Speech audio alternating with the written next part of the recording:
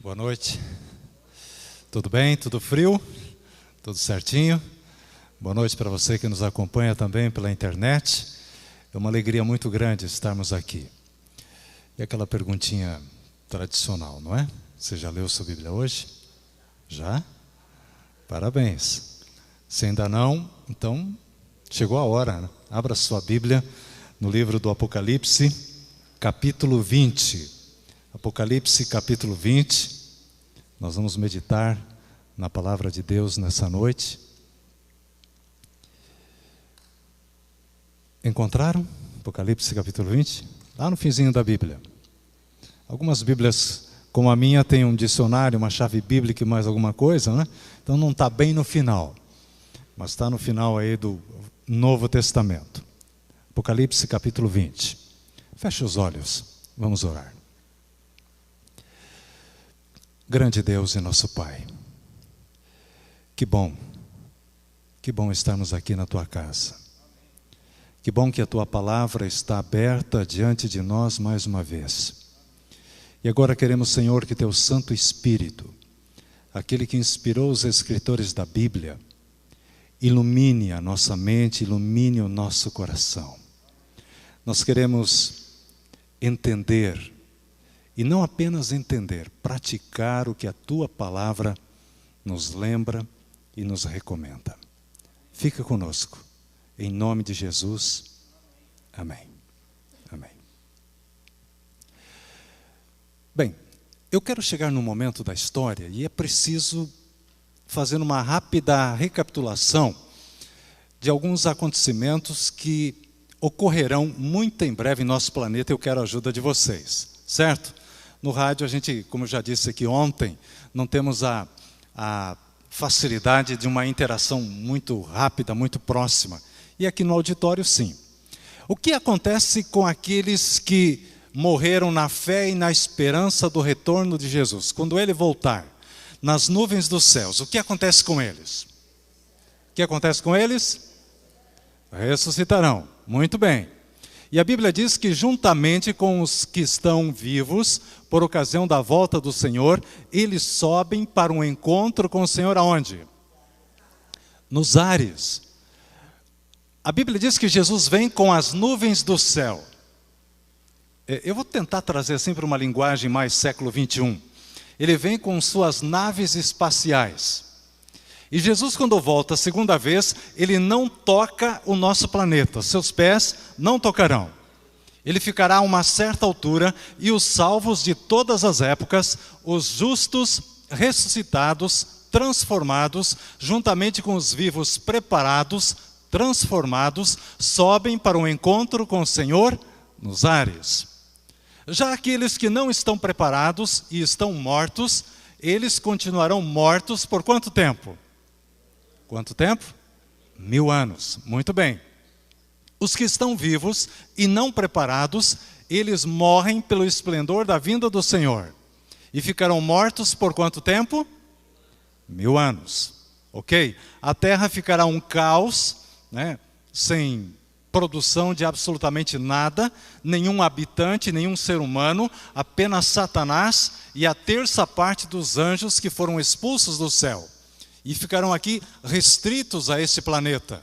O Apocalipse, no seu simbolismo, diz que eles estarão presos a uma cadeia de circunstâncias, porque não terão pessoas para tentar. Já os salvos, Deus queira que todos nós estejamos lá, subiremos e viajaremos para onde? Para onde? Para o céu. A Bíblia chama de céu. Jesus chamou de casa do meu Pai.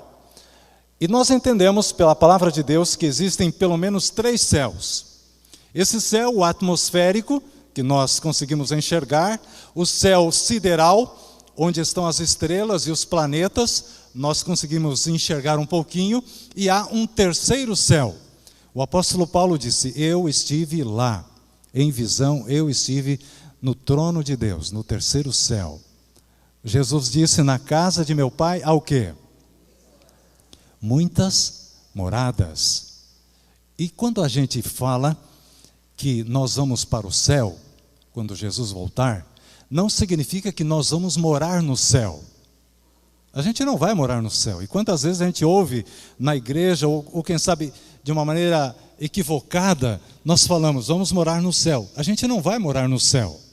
A gente vai para a casa do Pai, passar férias durante quanto tempo? 1000 anos. E quando Jesus disse, na casa de meu Pai há muitas moradas, o texto bíblico moradas, no original grego, a língua que foi escrito no Novo Testamento, quer dizer aposentos, quartos. Século 21, suítes. Ou seja, imagine o tamanho da casa do Pai, onde ficaremos numa suíte preparada para cada um de nós durante 1000 anos de férias. Eu fico tentando imaginar o tamanho da casa do Pai. Que casa gigantesca! Nós não ficaremos presos à nossa suíte. Teremos 1000 anos para aprender muita coisa, para descobrir muita coisa, para entender muita coisa. E talvez uma das coisas que teremos que entender na casa do Pai será que de repente você olha para o seu vizinho, a suíte ao lado, e você vê que é uma pessoa que você jamais imaginava que estaria salva, estaria na casa do Pai.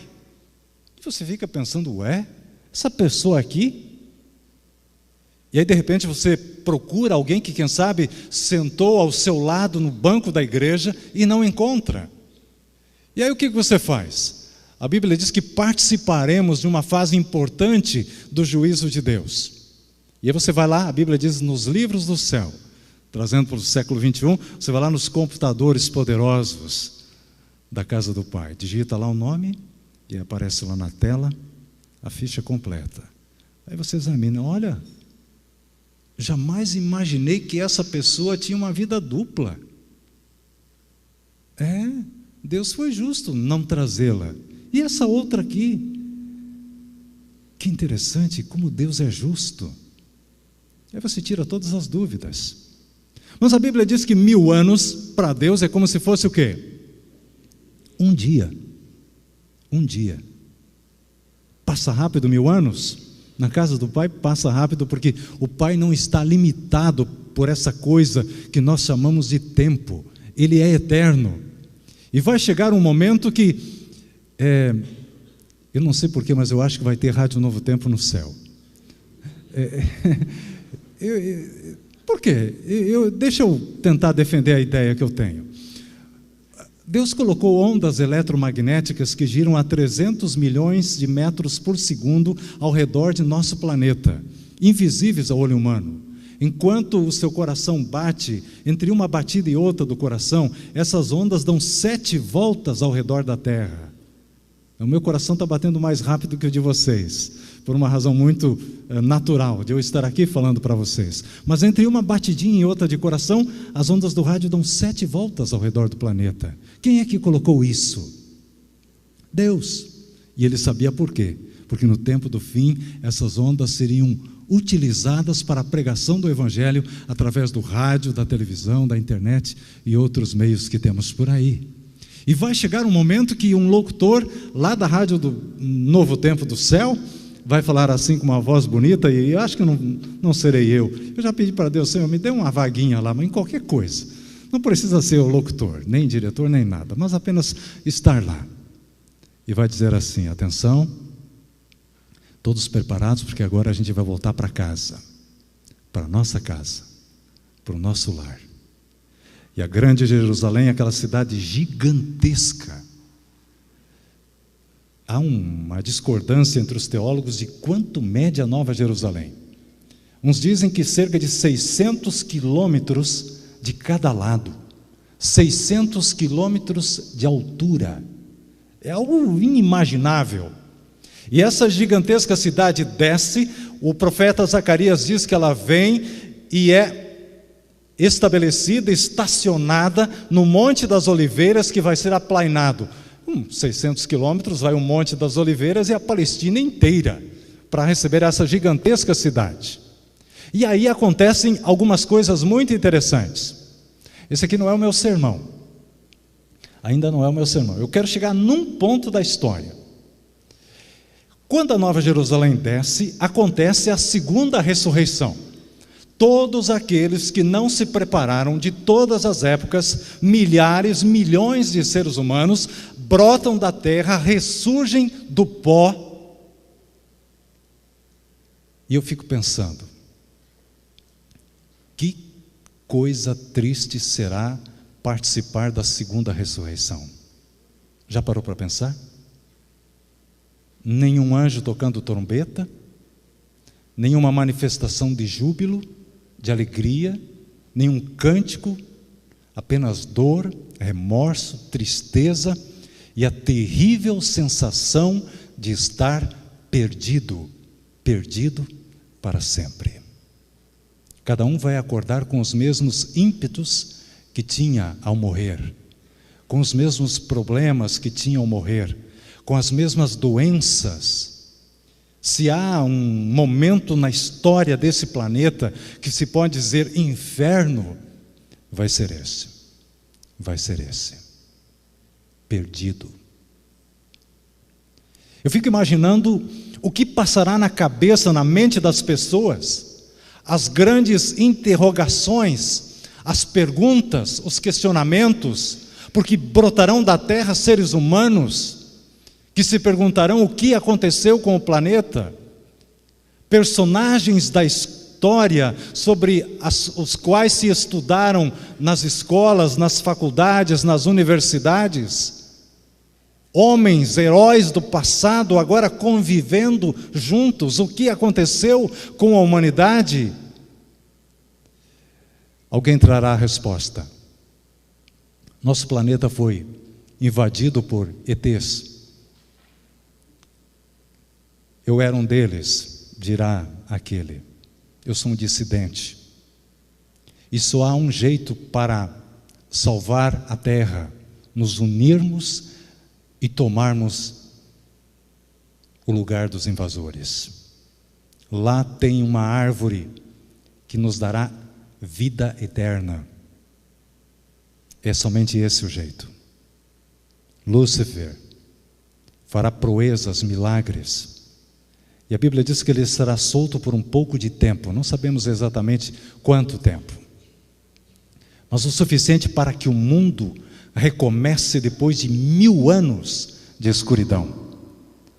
Onde encontrarão um remédio para tanta gente, alimento para tanta gente? 1000 anos, a terra terá passado por um caos. Lúcifer fará milagres extraordinários.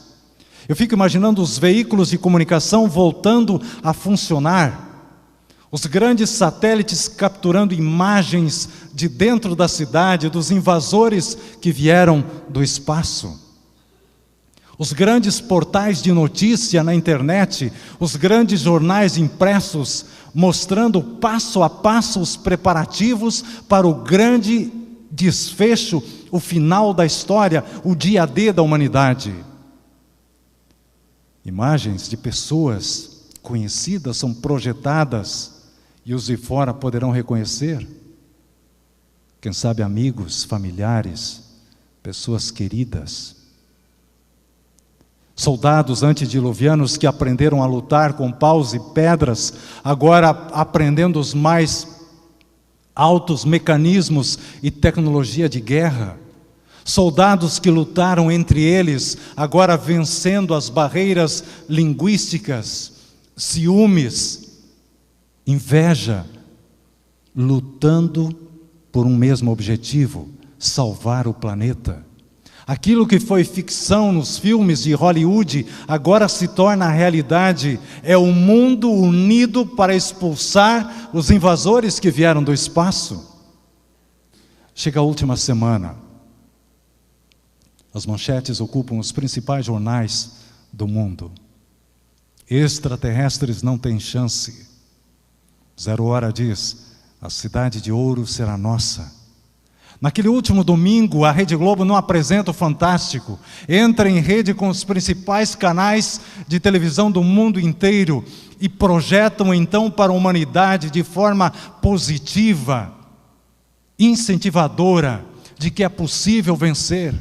Ali estão, naquele grande debate, os principais heróis que o mundo produziu, os principais articuladores. especialistas estratégicos de guerra.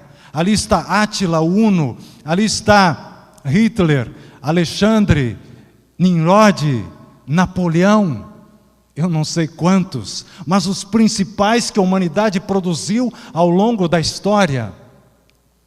São mostrados infográficos em 3D, 4D, 5D, sei lá quantos Ds, de como será executada a estratégia. Onde estão posicionados os aviões de bombardeio, os navios de guerra no Golfo Pérsico, no Mar Mediterrâneo, as ogivas nucleares apontadas para Nova Jerusalém. Onde estarão os soldados que invadirão o local após a derrubada dos muros? Tudo está pronto, a humanidade está em frenesi. O dia D da história finalmente chegou. Tudo está pronto. Começa a contagem regressiva. O botão vai ser apertado. A ordem vai ser dada. 9, 8. Eu vou fazer um parênteses aqui agora. Eu vou deixar a história um pouquinho de lado. Porque nessa noite, eu quero falar de pessoas como você e como eu, que estarão lá.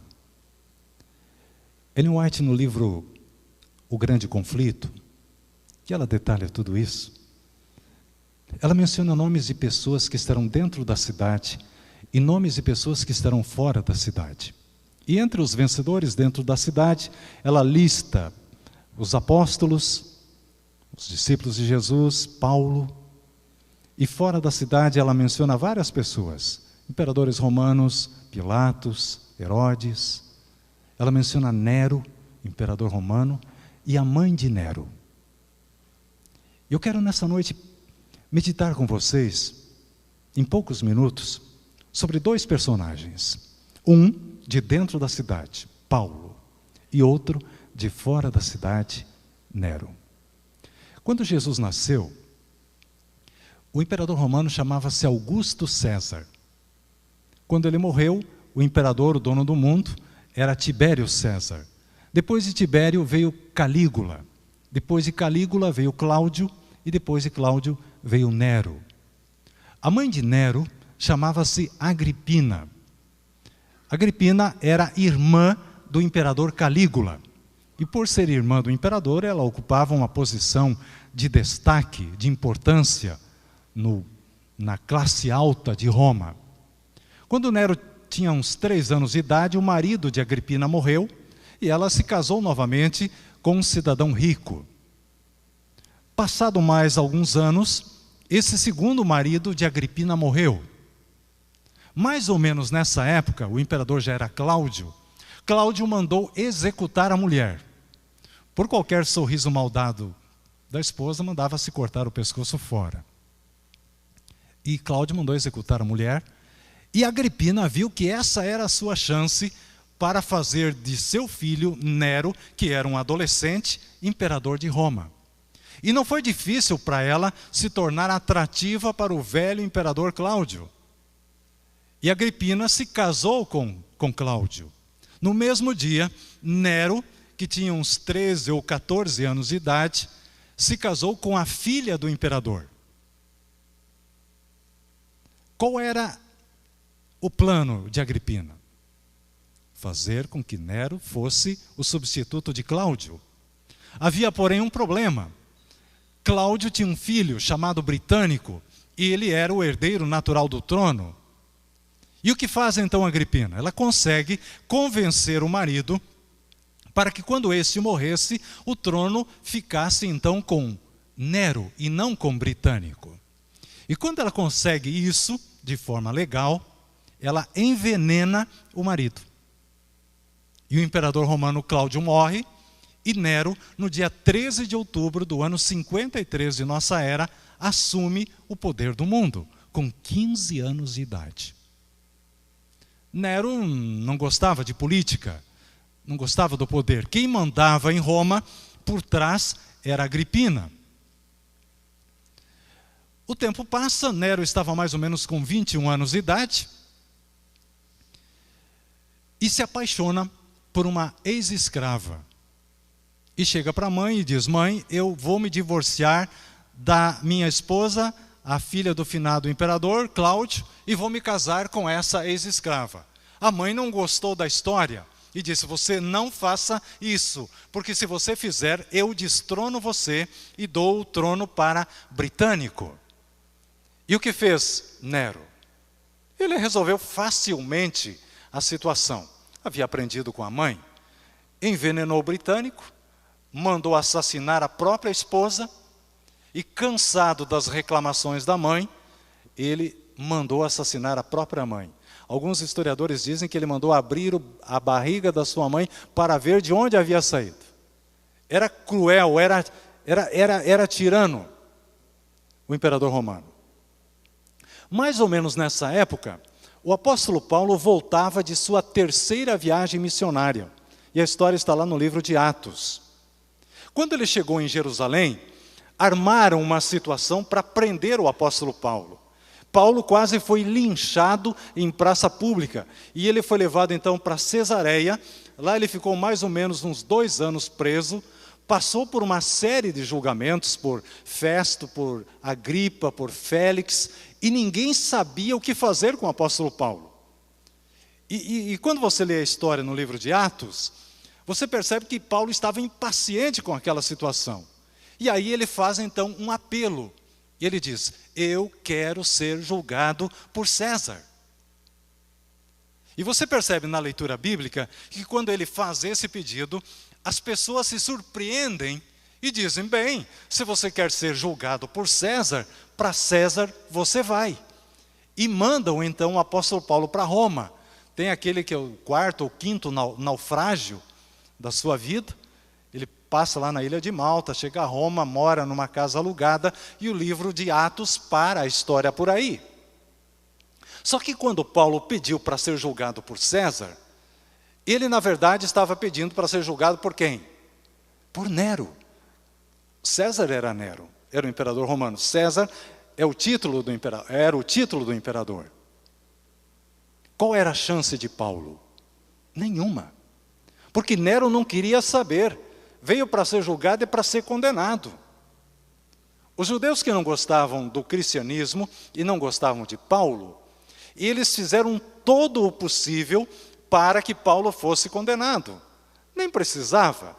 Inclusive utilizaram a atual esposa de Nero, que era uma prosélita judia, para influenciar o marido e levar Paulo à morte de mártir. E aí nós temos o primeiro encontro. Paulo e Nero, na sala do tribunal em Roma. Para surpresa de todo mundo, Nero declara Paulo inocente. E Paulo é libertado da prisão e sai para a sua 4ª viagem missionária. Livre, completamente livre. Passado um tempo, a cidade de Roma quase foi destruída por um incêndio. Nero mandou colocar fogo em Roma. Os historiadores dizem que enquanto as chamas queimavam a capital, ele com a sua lira compunha música. Era um louco varrido, completamente doido. Dos 15 departamentos de Roma, pelo menos 8 foram completamente destruídos pelo fogo. Os romanos desconfiaram de que Nero havia mandado colocar fogo em Roma. E o imperador, sendo pressionado com aquela situação, precisou buscar um bode expiatório. Quem poderia ser o culpado do incêndio de Roma? Pensou e descobriu. Havia um grupo que falava de um tal de Jesus Cristo, que havia sido crucificado e ressuscitado. Cristãos, esse grupo serve. Os cristãos foram acusados do incêndio de Roma. Milhares e milhares de cristãos foram perseguidos, presos, torturados e mortos. À noite, nos jardins do palácio de Nero, Os postes de iluminação funcionavam de uma maneira espetacular. Eles amarravam os cristãos, jogavam piche sobre eles, ateavam fogo, estes queimavam e depois de queimarem colocavam outros. No final de semana iam para os lugares de espetáculo, onde nos picadeiros eram colocados velhos, mulheres grávidas, jovens, crianças que eram devorados por feras famintas. Outras vezes, eles apenas colocavam lá os cristãos e soltavam bois, vacas, baravios, que vinham com seus chifres pontiagudos e atravessavam aquelas pessoas.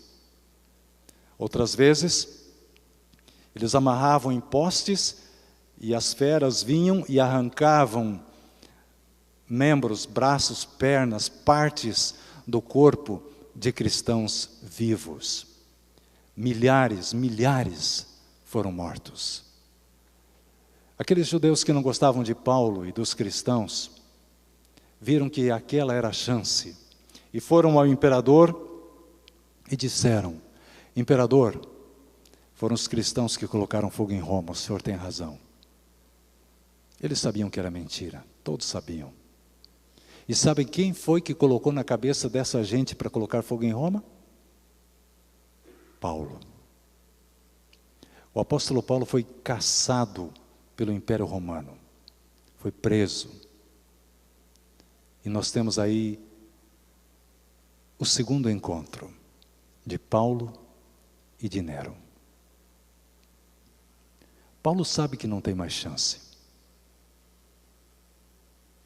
Não tem mais chance. Mas quando ele olha, quando é dada a oportunidade para ele falar, e ele olha para as pessoas que estão ali, dos mais diferentes lugares do mundo, o seu coração se toca de emoção e comoção. Apaixonado por Jesus, o homem que dera sua vida pela pregação do Evangelho, que fora açoitado com varas em praça pública, que fora apedrejado 4, 5 vezes, foi dado como morto diante do imperador de Roma e diante das pessoas naquela sala do tribunal. Paulo prega o sermão mais poderoso de sua vida. Ele fala de Jesus, ele fala da vida dele, e ele diz: a bandeira que eu carrego, essa nunca descerá do mastro. Todos perecerão, mas Emanuel será o vencedor. O Espírito Santo se manifesta de maneira poderosa naquele ambiente. A palavra do Senhor vai alcançando cada coração. O imperador Nero, ouvindo aquele discurso apaixonado de alguém que realmente amava o seu Senhor, ele fica impressionado. E Ellen White, no livro Atos dos Apóstolos, ela tem uma frase extraordinária quando ela diz assim: o imperador fica impressionado. Até eu quero ler para você esse texto, porque ele me fala muito ao coração. Ele mostra a graça e a bondade de Deus. Vejam, por um instante, ou melhor, nunca dantes ouvira Nero a verdade como a ouviu nessa ocasião. Olha só que detalhe interessante. Por um instante, o céu se abrira para o criminoso e endurecido Nero, e sua paz e pureza lhe pareceram desejáveis. Que amor maravilhoso de Deus, que graça! Deus abriu o céu para receber Nero, para perdoar. Eu fico pensando que cada pessoa desse mundo, em um ou outro momento, tem recebido a oportunidade de salvação. Todas elas, inclusive Nero. Por um instante, ele acariciou o desejo do perdão. E um tanto atônito, ele interrompe o julgamento. Manda que Paulo seja levado de volta à prisão. E após, então, outros momentos, ele declara Paulo condenado à morte de mártir. Paulo é levado às escondidas para ser executado. Ellen White, descrevendo esse instante, ela diz que lá naquela tarde de verão, quando a espada do carrasco desce sobre a cabeça, o pescoço de Paulo, a sombra da morte cai sobre o mártir. Ela diz assim: seu último pensamento avança como o primeiro quando despertar para o encontro com o seu Senhor. Morreu Paulo. Tempos depois, Nero fez uma expedição à Grécia, voltou de lá e se entregou à mais chocante libertinagem. Em meio a uma de suas festas, um mensageiro trouxe a notícia no palácio de que uma insurreição se levantava na cidade, porque havia um boato de que um grande exército marchava em direção a Roma e os romanos estavam vindo para o palácio para destronar o imperador. Nero tem medo, tenta tirar a vida, mas não tem coragem e foge. Foge para uma residência de campo. E enquanto seus perseguidores se aproximam a cavalo, Nero, com a ajuda de um escravo e de uma espada, tira a sua própria vida. E assim morre Nero aos 32 anos de idade. Paulo e Nero, duas formas diferentes de viver. O solo da Itália tragou o sangue de ambos. E hoje, as pessoas chamam seus filhos de Paulo e seus cães de Nero. Mas as coisas não terminam por aí. E aqui eu fecho parênteses. Você já parou para pensar o que significa estar perdido? Estar perdido significa estar ao lado de pessoas da índole de Agripina, de Nero e de tantos outros tiranos que esse mundo produziu. Tudo está pronto. Vamos voltar lá no começo. Contagem regressiva. Soldados preparados para invadir. Ogivas nucleares apontadas. Aviões de bombardeio com seus motores funcionando. Navios de guerra. Tudo pronto. Começa a contagem. 9, 8, 7, 6, 5, 4, 3, 2. Antes que o botão seja apertado, acontece o que está escrito em Apocalipse capítulo 20, versículo 11. Leia comigo.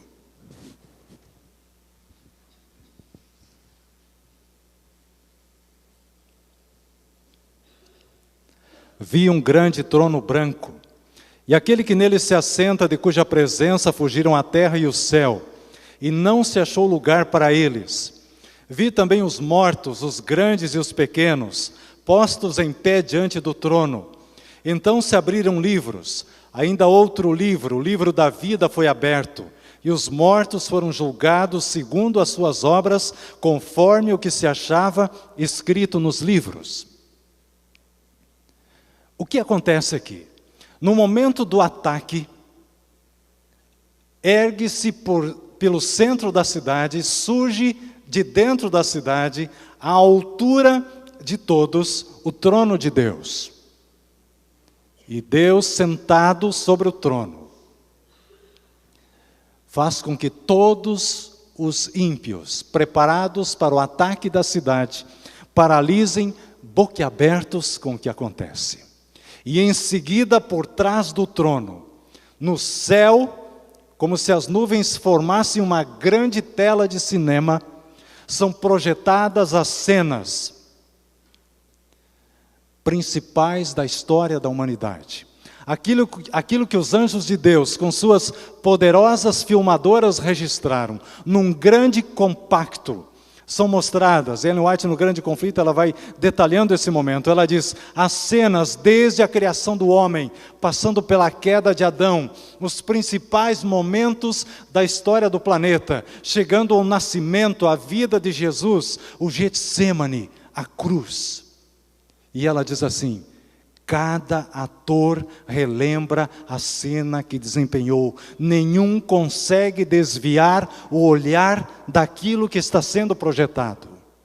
Cada pecador agora, na sua mente, relembra a sua própria história, as oportunidades que teve, os apelos que foram feitos, as mensagens que foram proferidas, os sermões que foram ignorados, os convites que foram rejeitados, as tentações que cada um acariciou no coração, os pecados escondidos, tudo é mostrado como se escritos com letras de fogo. Cada um se torna consciente do seu pecado.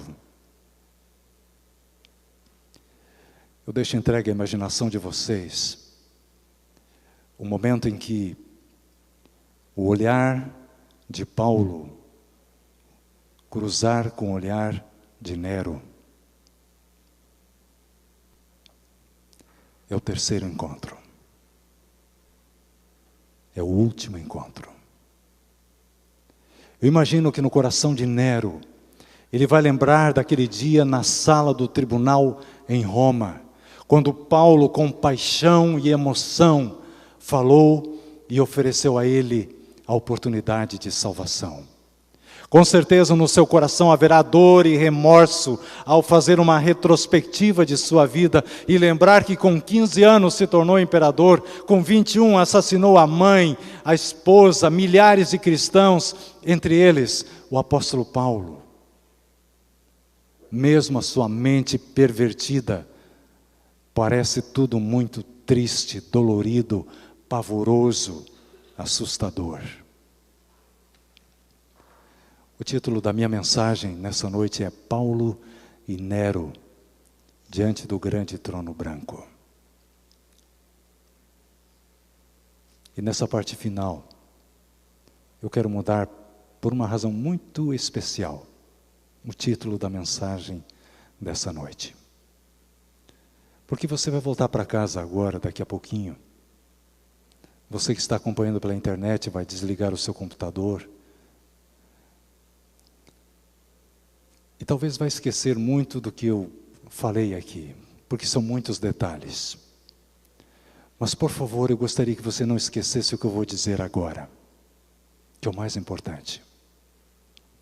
Pode esquecer a história de Nero, de Paulo, os detalhes, mas, por favor, não esqueça do que eu vou dizer agora, é o mais importante.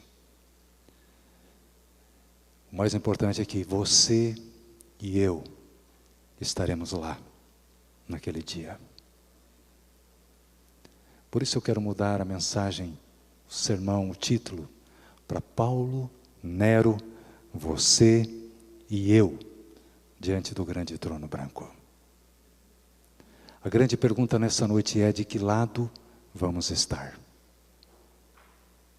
De que lado vamos estar? Ao lado de Paulo ou ao lado de Nero?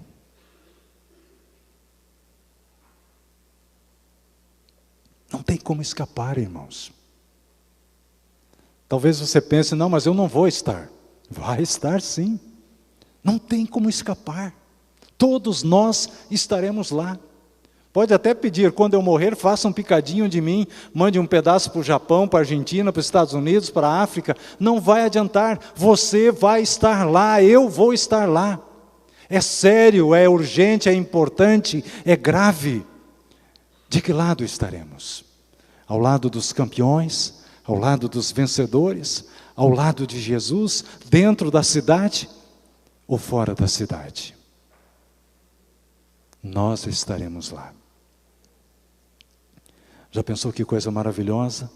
Será assistir o compacto mostrando os momentos finais da vida de Jesus? No Getsêmani, na cruz. Ele, o nosso substituto, morrendo no meu e no seu lugar? Não tem palavras, não temos palavras para descrever isso. E depois que tudo isso acontecer,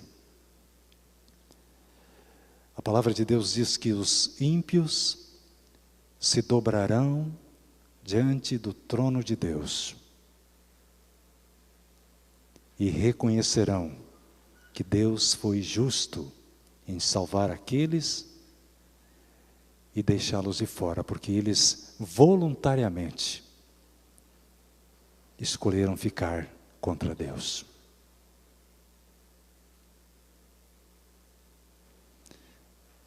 Queridos, aquele hino que diz todo joelho se dobrará, ele descreve exatamente esse momento. Exatamente esse momento. Satanás, num momento de desespero, ainda conseguirá motivá-los a atacar a cidade. E aí vem o que acontece no capítulo 20, leiamos a partir do verso 7. Quando, porém, se completarem os 1000 anos, Satanás será solto da sua prisão e sairá a seduzir as nações que há nos 4 cantos da terra, Gog e Magog, a fim de reuni-las para a peleja. O número dessas é como a areia do mar. Verso 9. Marcharam então pela superfície da terra e sitiaram o acampamento dos santos e a cidade querida. E aí o verso termina, é um dos mais tristes da Bíblia, dizendo: desceu, porém, fogo do céu e os consumiu. Tem gente que diz assim, não, mas Deus é amor. Deus não vai fazer isso. Quando chegar esse momento, Deus vai olhar para aquela multidão ali, ajoelhada diante dele, e vai dizer, gente, vamos começar do zero de novo? Vamos passar uma borracha em cima disso? Deus não vai fazer isso. Não porque Ele é justiça, mas porque Ele é amor. Sabe por quê? Imagine um não salvo na casa do Pai. Sentir-se-á bem lá? Não. Por quê? Porque não é o seu ambiente, não está acostumado com aquele tipo de vocabulário, de palavras, não são as músicas que ele está acostumado a ouvir, não é a comida que ele está acostumado a comer, não é o ambiente que ele está acostumado a conviver. E se ele fosse para a casa do Pai, ele diria, Pai, onde é a porta de saída? Aqui não é o meu lugar. É a misericórdia de Deus, é o amor de Deus. E a Bíblia diz que descerá fogo do céu e queimará raiz e ramos, pecado e pecadores, Satanás e seus anjos. E esse fogo purificará a terra. E Deus fará o quê? Novos céus e nova terra. E a Bíblia diz na sequência que Deus enxugará dos olhos o quê? Toda lágrima. Queridos, eu fico imaginando que Deus enxugará dos próprios olhos as suas próprias lágrimas. Porque são seres humanos, filhos preciosos, por quais Jesus deu a vida na cruz do Calvário, mas que voluntariamente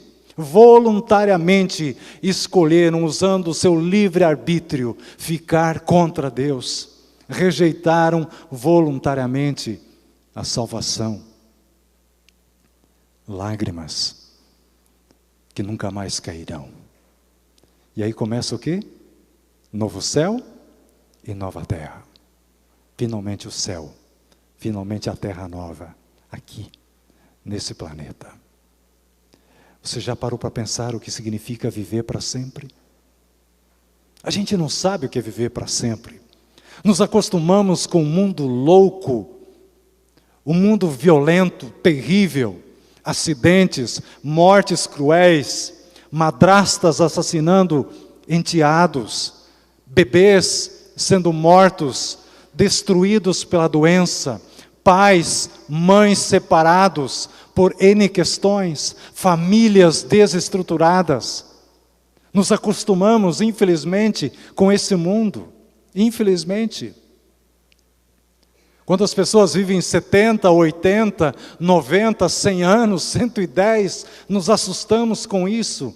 Mas vemos nessa fase da vida, para muitos, dor, sofrimento, cansaço, querendo descanso, porque não aguentam mais viver. Não sabemos o que é viver para sempre.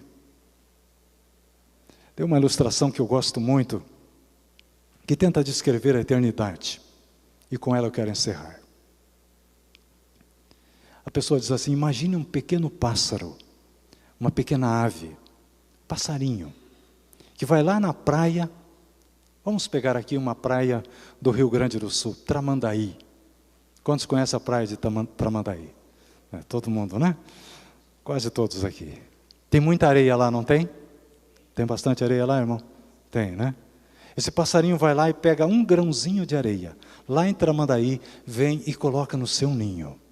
Passado 1 milhão de anos, o mesmo passarinho vai lá em Tramandaí, pega outro grãozinho de areia, vem e coloca no ninho. E a cada 1 milhão de anos ele vai lá e pega um grãozinho e vai trazendo para o seu ninho.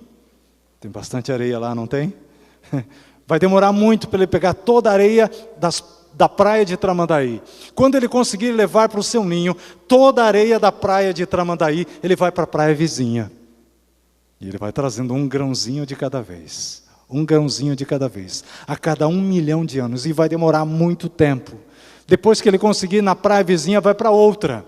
E vai pelo litoral inteirinho do Rio Grande do Sul, e sobe Santa Catarina, as praias de Santa Catarina, as 42 da ilha de Florianópolis, e passa então para as praias do Paraná, as de São Paulo, do Rio de Janeiro, do Espírito Santo, da Bahia, do Nordeste inteiro, da América do Sul, chega no Uruguai, corre lá para as praias do Caribe, na América Central, um grãozinho de cada vez a cada 1 milhão de anos, vai para a América do Norte, vai para a África, vai para a Ásia, vai para a Europa, vai para a Oceania, e no dia que esse passarinho conseguir trazer para o seu ninho o último grãozinho de areia, e tem que ser um ninho grande, porque é muita areia, quando ele conseguir trazer o último grãozinho, vai demorar muito tempo, não vai?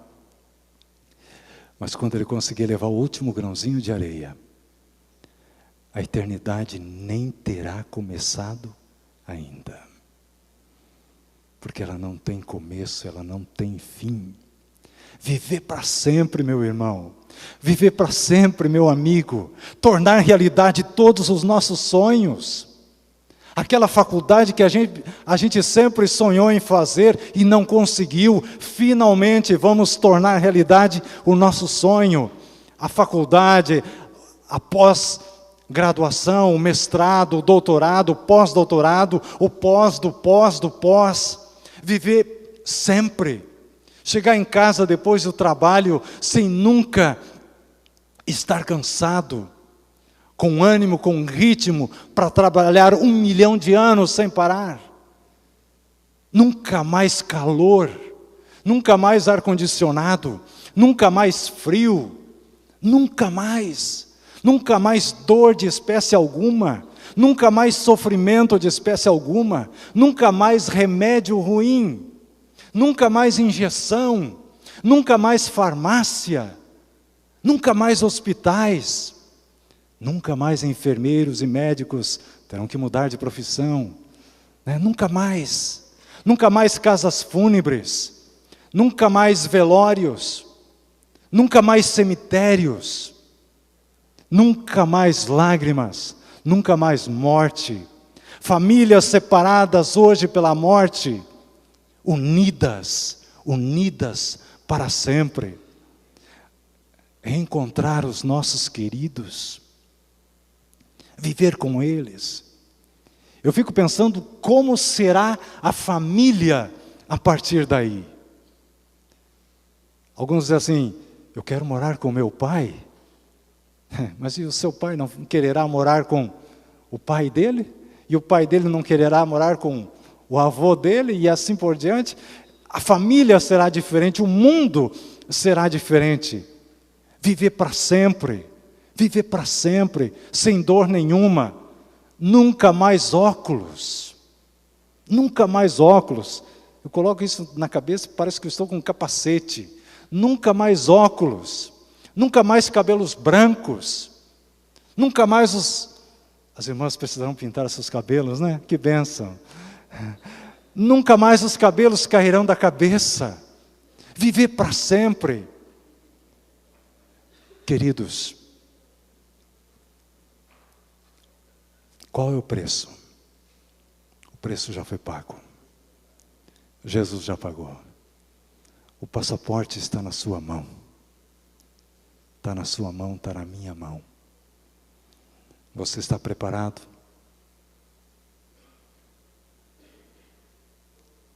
Está preparado?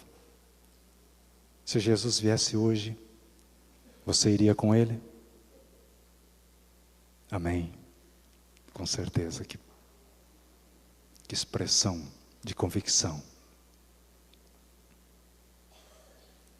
Talvez você pense no seu coração, Jesus não vai voltar hoje. É verdade. Hoje, dia 1º de junho de 2014, Ele não vai voltar. Porque profeticamente tem coisas ainda para acontecer. Mas quem garante que nós estaremos vivos daqui a 5 minutos? Quem garante? Você sabe quantos anos de vida você tem? Quantos meses, quantas semanas, quantos dias, quantas horas, quantos minutos, quantos segundos? Alguém sabe? Não sabemos. Precisamos estar preparados sempre, continuamente. Ano passado, um pastor em Curitiba, na igreja central, apresentando um netinho. Depois da apresentação, sentou no banco e morreu.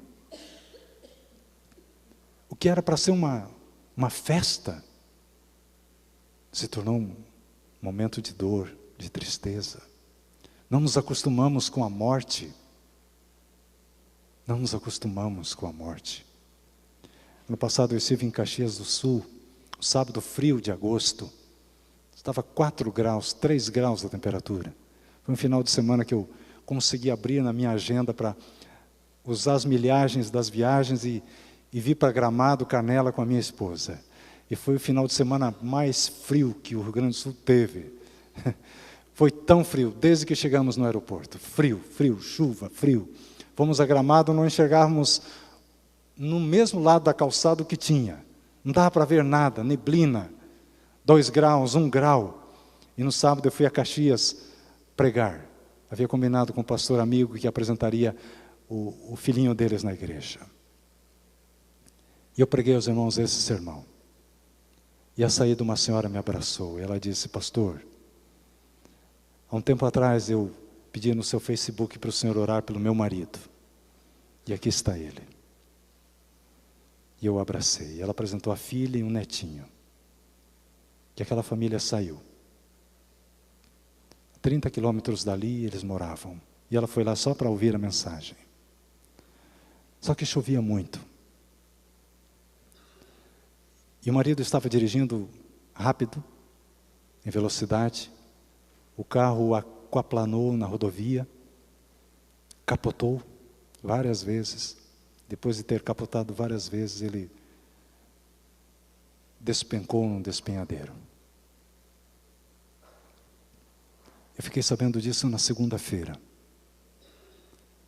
Quem contava a história era aquela mesma irmã que me abraçou à porta. Ela disse: pastor, nós capotamos tantas vezes, caímos para fora da estrada e não sofremos um arranhão sequer. Deus nos protegeu. E eu fiquei pensando, e se Deus tivesse permitido que morressem? Estariam salvos?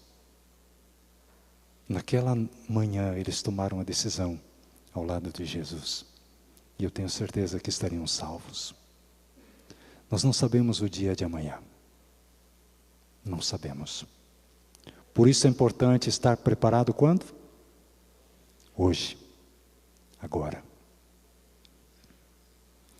Nós vamos ter a mensagem final agora. Eu gostaria que você avaliasse a sua vida, você aqui na igreja e você que nos acompanha pela internet. Como estão as coisas? Se você morresse hoje, eu não quero ser trágico aqui, e não quero assustar você também. Essa mensagem não tem o objetivo de assustar ninguém, porque Deus não quer ninguém pelo medo, por favor. Mas você estaria pronto para acordar na primeira ressurreição? Está tudo certo? Na sua casa, com a sua família, com seu marido, com a sua esposa, com seu pai, com seus filhos, com os irmãos da igreja. Está tudo certo. Você poderá dizer para Jesus: aqui estou com os meus filhos, aqui estou com a minha esposa, aqui estou com o meu marido, aqui estou com os meus pais. Poderia dizer nessa noite? Se há alguma coisa que precisa mudar, se há alguma decisão não tomada que você precisa tomar, eu quero convidá-lo nessa noite para que você venha à frente durante a música, porque eu quero orar por você. Eu sei que muitos aqui têm saudade de alguém e querem reencontrar.